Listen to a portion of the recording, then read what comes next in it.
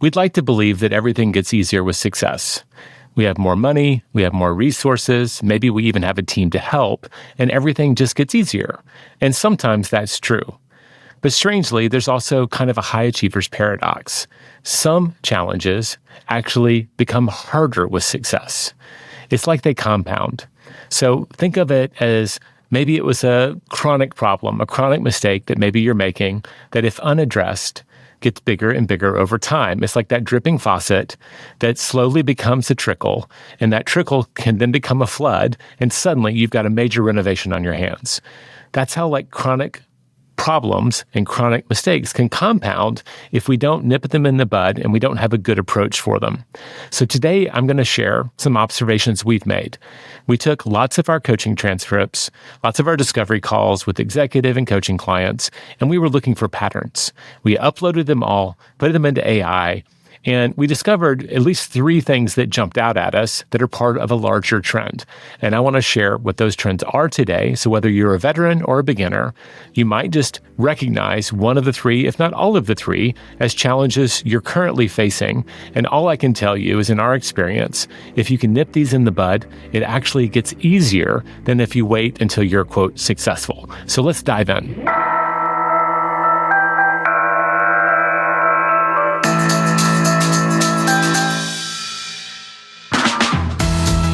I'm Jay Papasan, and this is The One Thing, your weekly guide to the simple steps that lead to extraordinary results. So here's how the paradox works. So you have more opportunities, which actually means you have more distractions. You have a bigger business, which means you have to make more decisions. You have a bigger team, which can mean that you have to manage more people. The stakes become higher, so you have more to lose. And a large operation actually brings more complexity. So there's something about the scale of success that our natural talents show up for, and we've been good, and then suddenly we're not good anymore. Or maybe we weren't good in the beginning, and the bigger the business gets, it feels like the problem that we're facing just becomes more and more insurmountable. Now, when we were writing The One Thing, one of the chapters we cut that I don't ever mention very often, it was one of the thieves between you and success. And if you remember the 3 thieves, we kind of go through those in detail. Well, there was another one, and it was called maintenance. And it was this idea that as you become wealthy and successful and prosperous, you start to accumulate stuff, right? Maybe you have not just your primary business, but that grows into like a little mini empire. You have subsidiaries. You might have a house and then you have a second house. You have a car and then maybe you have a weekend car. Success ends up adding more stuff to your life. And here's the problem with stuff, and this includes people. They require routine maintenance and repairs. Things break. Now, that summer house that you bought in Colorado, which is awesome when it's really hot in Austin, Texas, but now you're getting a call saying that leaky faucet turned into a flood and your basement needs to be redone. Or maybe the air conditioner's out, or the heating is out. Whatever that is, it tends to compound. Instead of 1 roof, you've got 2. Instead of 2 cars to get maintenance on and oil changes, you've got 3. Things start to compound, which means it's more and more likely every single day that a low percentage thing can happen. If you have 100 employees, any 1% chance that an employee will do something could happen every single day. That's how it works. Your world gets bigger, and even things that feel like edge cases start to happen more frequently, and the challenges kind of just show up again and again. So that's the big idea of the high achiever's paradox. It's the pie is getting bigger. You are hopefully celebrating that you're becoming more successful. But the unexpected thing is that big success comes with big challenges. So there were 3 that kind of jumped out when we kind of analyzed all of these conversations. And the very first one was the challenge, not with blocking our time, right? Time blocking, making appointments with ourselves to do our most important work. What we saw is when people hadn't mastered the art of protecting their time, the more successful they became, the harder it was for them to honor their time blocks. Sound familiar? So I've seen this again and again and again in my discovery calls and in my coaching calls. People are doing the hard work of identifying their priorities. They're even getting them on their calendar. But because their world is so big, it becomes harder and harder to protect that time. They have more people knocking on the door. They have more emergencies that require them to step out of their time blocks. And people sometimes resort to absolutely extreme measures. I was talking to one gentleman who literally had left the country. He had left his country, not county, country, to go to a friend's condo so that he could actually do his work undisturbed. Now, that takes a certain level of success to even think about that as a strategy, but they're literally looking for an escape hatch so they can get a little focus time. So honoring your time blocks, it's not just about discipline. You've got to maybe have better systems for protecting that time when more people and more projects and more complexity demand more of your attention. So that was pattern number one, and it shows up an awful lot. And one of the big deals here is something happens early in the day, and you blew an hour with an unexpected emergency. The other kind of compounding thing that we see is people have this all or nothing idea. It's like, I'm going to have a perfect day, or I'm just going to let the whole day go into triage. And so they get interrupted early, and then they just say, what the heck? And it just rolls downhill. And they fall into this cycle of kind of busyness because they didn't protect that first time block. They got kind of undone, and then that rolled downhill, and a blown hour becomes a blown day. So number 2, delegation. Maybe the second most frequent. At times, it's the most painful. You got really good at what you do. That got you to your level of success. A lot of times, the very skills that allow us to start a business, right, to get a big promotion, are the things that can actually hold us back. Because we're really good at doing these things, but the demands of our work have changed. I've gone from a salesperson to a CEO. I can't just be the star sales guy. I now have to step into this brand new role and do new things that, one, I'm not very good at. And I have to also delegate the old stuff. So there's this weird moment of transition where some people get lost in their identity. I was so great, and now everything feels new and hard. And they also don't know who to trust.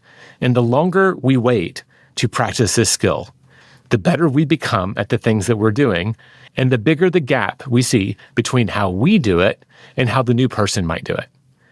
And we get frustrated. We're like, gosh, it's going to take you 10 times as long to do it as I will.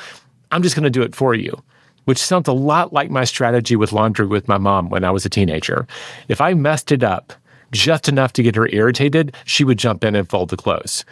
I don't think that our people are doing that to us, but it's that frustration level that just let me do it. We self-sabotage, and instead of learning the fine art, and it is kind of an art, that of allowing other people to fail forward until they become as good as us and often better. Like those skills that we do, they don't all contribute to our success. Some of them, yes, but we got really good at a bunch of stuff because we had to.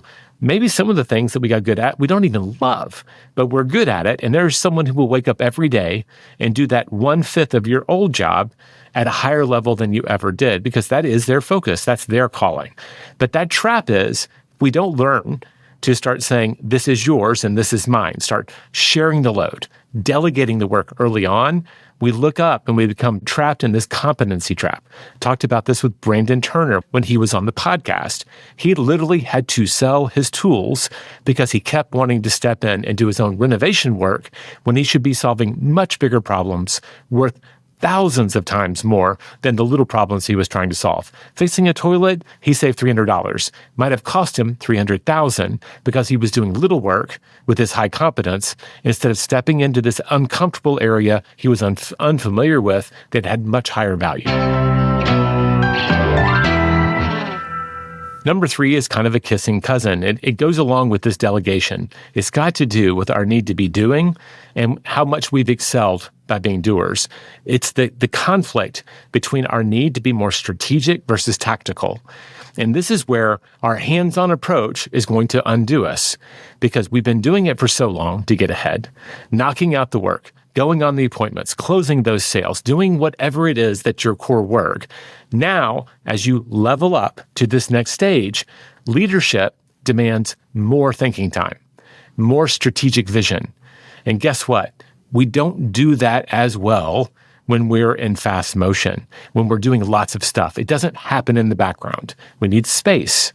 And the challenge, and we've seen it again and again, is that people who've made busyness their drug, rest will feel like stress. So not being in motion actually creates anxiety for people.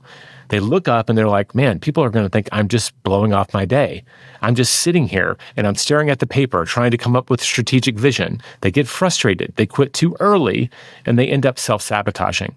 So thinking time is what I would call it. Their need to become more strategic as they become more successful. They have to look up and see a bigger and bigger playing field. But if you're always tactical, if you're always in the doer's mindset, you will self-sabotage again and again. So all three of those, right, when you look at them from abroad, not honoring our time blocks, not being able to delegate the work and get out of our own way, and then this failure to do the vision work, the strategic work, take the thinking time, those get harder and harder the more successful you become. That's the trend that I've seen. I also think saying no can become harder, but it can also, in some cases, be easier. But those are the big three where I just looked again and again, conversation after conversation.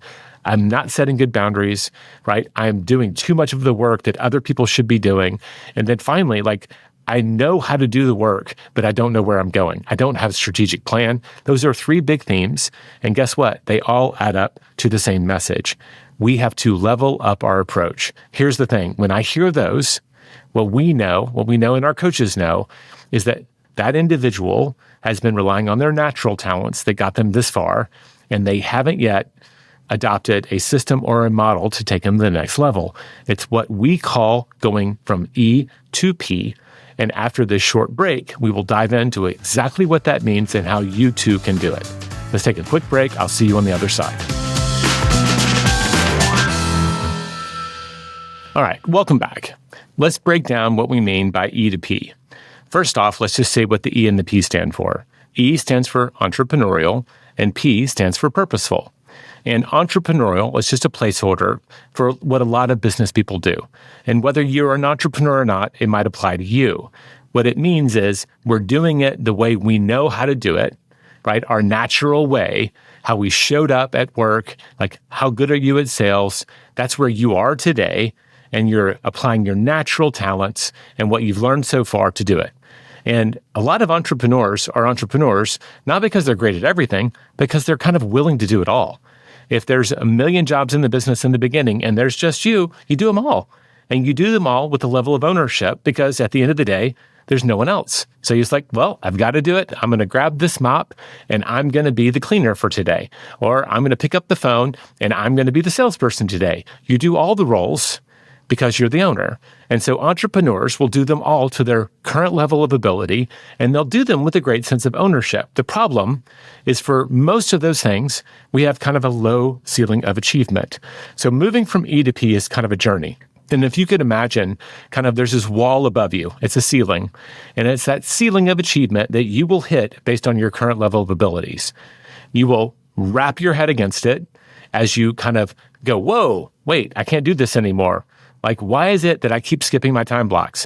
Why is it that I just can't give the job to my assistant and let them actually have it instead of micromanaging them and taking it back, right? I keep going through assistant after assistant. I hear this again and again. I'm on my fourth EA, and it's because they're self-sabotaging along the way. And so all of these things, that idea that you're bumping your head against this ceiling, but you can't quite break through. And what's really challenging about that is it leads to this cycle where we start to lose faith in ourselves. We've failed at this thing so many times in a row, we start to believe that maybe it's not possible for us. Maybe worse, that everybody thinks that we're successful, but we're actually not as successful as people believe. Maybe we're kind of a fraud, the imposter syndrome. And that can lead to this kind of disappointment and resignation. And what some people do is they just kind of quit and move on.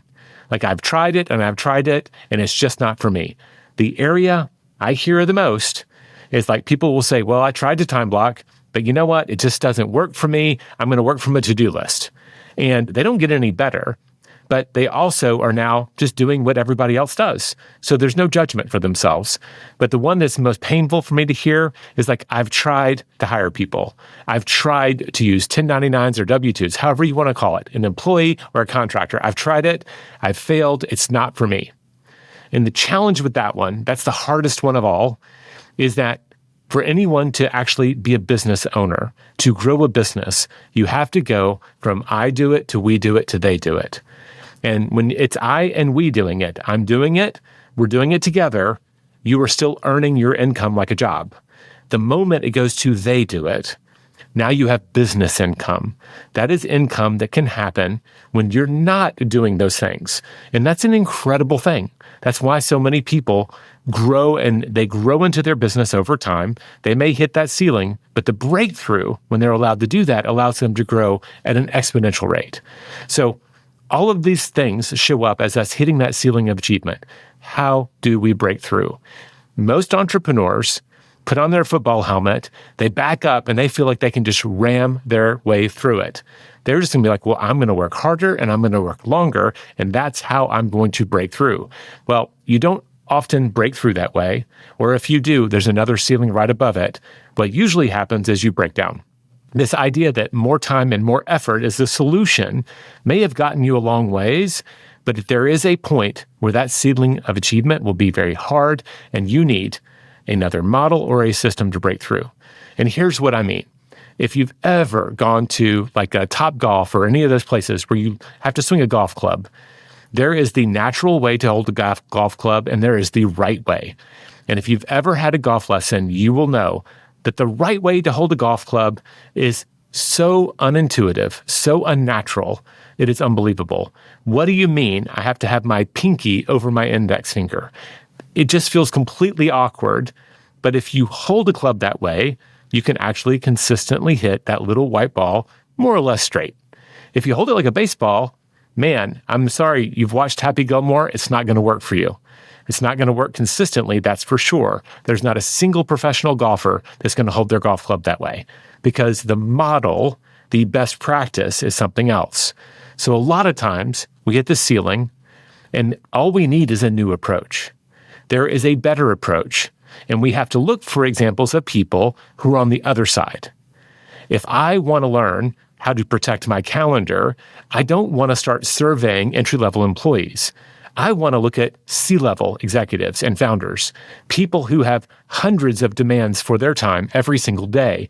How do they protect it? Who do they have around them? What are their systems? So those models exist, and when we adopt them for ourselves, we then get to break through. The ceilings that we're hitting are as big as the models that we're using and the systems we're using for our work and our life. Just a truth. Going from E to P just means you're just admitting it. Okay, I've gone as far as I can go. I need to adopt a model. I'm going to be purposeful. I'm going to look for a solution. I'm going to research it. I'm going to look on Google. I'm going to ask AI. I'm going to read a book. And I'm going to adopt a model, a different approach that will allow me to break through. I personally experienced this in a huge way in 2019. We were in a big transition. We had just gone from one CEO to another in my role here at Keller Williams. And I, at that time, had two small departments, maybe 7 or 8 employees. I went on a medical leave. I had a big back surgery, so I was out.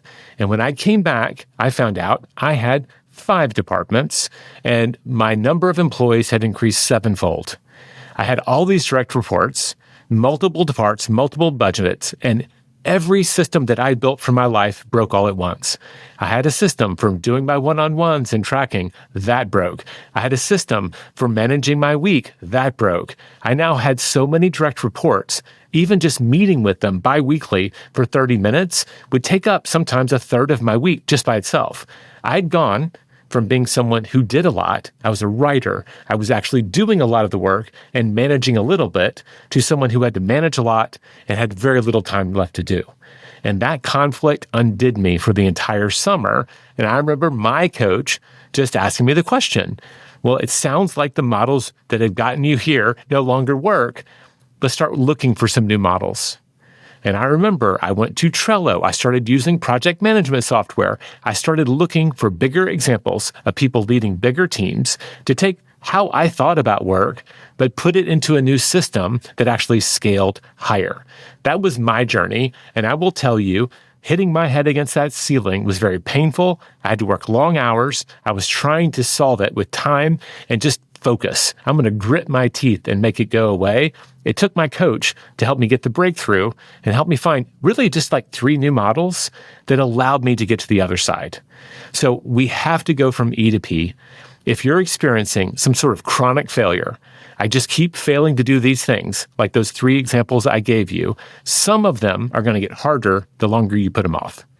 So it's always in our interest to just ask the question, if I keep having the same repeated limitation or failure, I am missing a model and occasionally a relationship, and that's usually going to be a coach. Because what do coaches do? They guide us to models. They guide us to solutions. So that's like the shortcut in my book.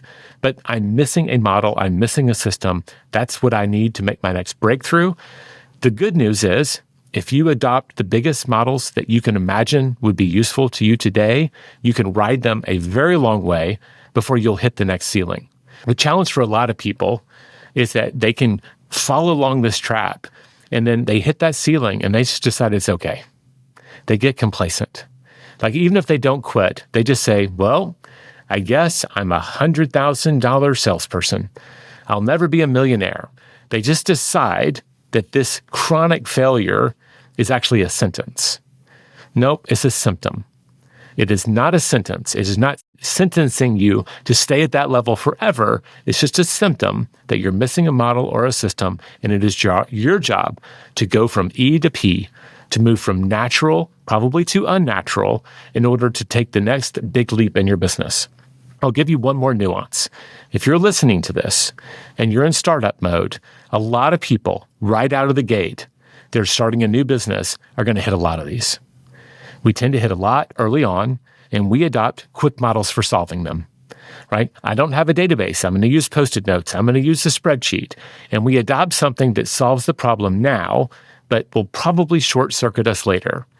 The next stage is scaling. And when your business takes off, that is when these problems that you neglected during the startup phase or you put a Band-Aid on it get big really fast.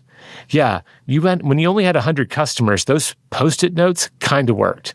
That spreadsheet kind of worked. When you go from 100 to 1,000, now it doesn't work at all. You actually need a CRM. You need a bigger model for managing those relationships, right? So we go from startup to scaling. Eventually, we will break. Doesn't matter how big your systems are, eventually the operations will break down, and that's when businesses pause and they stabilize so that they can go and scale again. And just realize if you're in one of those places where you've hit that plateau, think of it not as failure, but I'm stabilizing. This is my opportunity. The world has signaled to me that I've hit the ceiling. I need to stabilize. I need to find my model so I can go back to scaling and head the other direction. So I'm going to add on one little kind of bonus caveat. You're going to go from E to P. And because I know you're a high achiever, you're listening to this podcast. You might be a founder, you might be a leader, you might be someone who's aspiring to be one or both, but you're trying to be your best or you wouldn't be listening to this podcast. In my experience, when I've been working with you or our team's been working with you, you have this kind of go for broke. We think big and you're going to go big too. What I want to caution you on, especially if this is a chronic problem, you need to solve not just the problem, you also need to solve the confidence problem. If you've been failing at this a long time, there's probably a little voice in your head that's saying you're not good enough or you can't do it. And I'm sorry if that's the voice you've been hearing, because it sucks. I've been there too. What you need to do is pick the smallest domino, right? The first domino. Where can you begin such that it almost feels ridiculous with your success mindset? But the purpose here is not to lower the bar, right? You've got a high bar for success, I get it. But we're going to lower it in the beginning because what we want to do is build momentum and confidence. So whatever it was that you need to solve and you got that model, you can pick a big model, but you're going to start small. You're going to build trust. You're going to start collecting and stacking those wins so that you can start and return to that place where you believe, you know what, I can solve this. I can do hard things. I can pivot. I can learn new things and I can grow into them. And you will be surprised at how quickly you'll be able to ramp up if you just build a string of wins in the beginning. So instead of saying, oh man, that's strategic time block, right? I need this strategic thinking. I'm going to block all day Friday. And I literally know people that have no work Fridays. That is their thinking time. They're doing their creative time. And I'm a little bit in all of them. I'm like, wow, I can usually get an hour or two a week. I don't get a whole work day. God bless you for doing that. But we hear about that big model and we go for broke. Have that vision if that's what you want. I want to have one thinking day a week, great, but start small. Start with, how about just 30 minutes on Friday morning with a journal? Maybe an hour on Saturday with a notebook out. And you're just asking and reflecting, how did it go? What can I do better? What is working that I need more of? What is missing that I need to put into my schedule? Just ask a few reflection questions and you can level up. Delegating. Maybe you don't need to take your entire, quote, not to-do list, all the stuff that you shouldn't be doing, and go find someone tomorrow. Maybe you just need to take one big task. What's the thing that's eating your lunch the most frequently? Take a small bite and assign it to someone else on the team. Or hire a VA, or hire someone virtually and say, I just need to outsource this one task.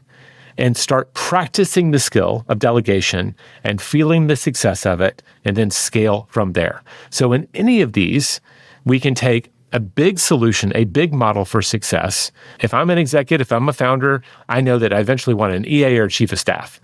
I don't need to start with the chief of staff, but I need to learn the art of delegating to someone who earns my trust and then gets more and more of my 80% so I can focus on the 20% that matters for me. That's how it works. So the pro tip here is, once you realize that you've been hitting the ceiling, you've decided to adopt a big model, start small. Don't go for broke right out of the gate, because you might stumble and then you're right back into that lack of confidence. Man, I'm just no good at this. I wasn't meant for this. Don't want to hear that. Start small, build confidence, build on your successes, stack them up so that you can then scale and go big. All right, we're bringing it to the end. So I'll go back to the three areas that we see all the time. We have people who don't honor their time blocks. We have people who fail to delegate. And we have doers that aren't making any space to dream. They don't have any thinking time. On each of those, figure out which one of those is the number one way you self-sabotage. And I want you to just go small, right? What's the one thing that you could do to start protecting that important time? Do I need to break it down into smaller bites? How can I start delegating? Maybe one task at a time. How can I get thinking time? Maybe in smaller blocks. To scale it down, that's your assignment. And in fact, that is the challenge for this week's episode. We've got these chronic problems that we're experiencing. The longer we put off solving them, I promise you, the harder it gets. So you might as well pick the biggest one for you and start today.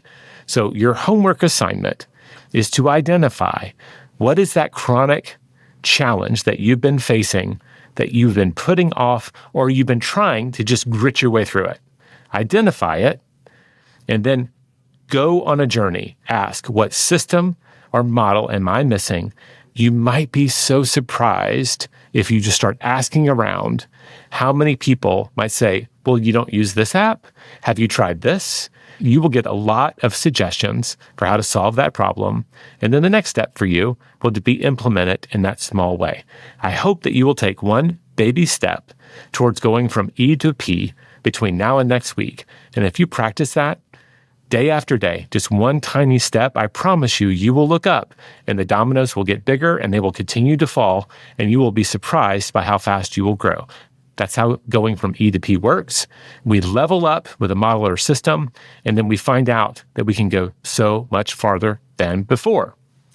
But that's it for this week. Going from E to P is how we break out of the high achievers paradox, where these big problems get harder and harder to solve. We have to just go from E to P. As soon as we can feel that it's a chronic problem that we need to address, we need to find that system or model and implement it in a small way. It's a big lesson in life, and if you are on a journey of achievement and you're reaching for extraordinary, you will hit it again and again. Frankly, if you're looking for your possibilities, what's possible for you, you will hit ceilings of achievement throughout your life. And a really cool skill is learning how to navigate them. You learn the skill of modeling up, right? Of going from E to P. Anyway, that's what I wish for you. It's one of the biggest gifts in the one thing, and it is right there for the taking if you will just commit to going to E to P. Next week, we're bringing my friend, Todd Sattersten. And I say this not lightly. I've known Todd for probably over a decade now.